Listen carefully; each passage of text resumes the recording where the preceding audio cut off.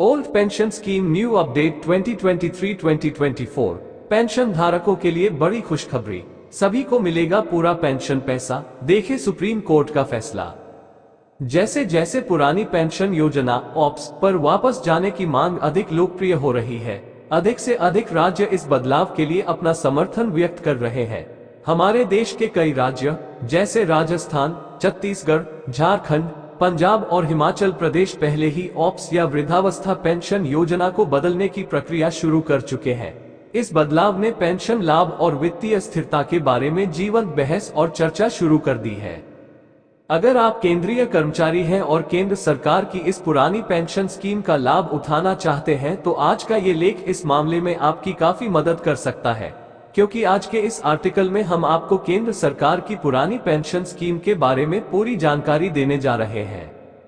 केंद्र सरकार की पुरानी पेंशन योजना ऑप्स के बारे में पूरी तरह से जानने और इसका लाभ उठाने के लिए आपको हमारे आज के लेख को अंत तक पढ़ना होगा।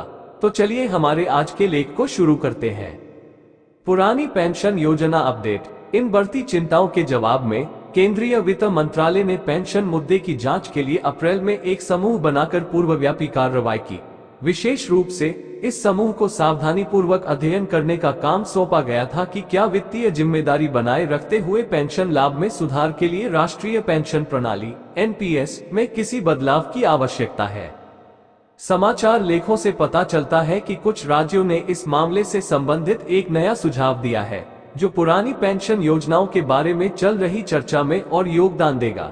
ये घटनाक्रम पेंशन नीतियों के जटिल और बदलते चरित्र और सार्वजनिक क्षेत्र के कर्मचारियों की वित्तीय स्थिरता और जीवन की गुणवत्ता के बारे में व्यापक बातचीत को उजागर करते हैं। दोस्तों, आपकी जानकारी के लिए हम आपको बताना चाहेंगे कि पुरानी पेंशन स्कीम एक ऐसी स्कीम है जिसके तहत सरकारी कर्मचारियों को लाभ के तौर पर पैसा मुहैया कराया जाता है। लेकिन हाल के दिनों में इस पेंशन स्कीम को लेकर काफी चर्चा हुई है। इसके साथ ही इस पुरानी पेंशन स्कीम ऑप्स से जुड़ी कई ऐसी खबरें भी आ रही है, जिसकी वजह से अब ये पेंशन स्कीम काफी अहम हो गई है। मुद्दा है, सरकारी और सरकारी कर्मचारियों के बीच यह एक बड़ा मुद्दा बन गया है। आपको बता दें कि जब सरकार ने इस योजना को रद्द किया था तो सरकारी कर्मचारियों की ओर से सरकार के खिलाफ कई मामले दर्ज कराए गए थे।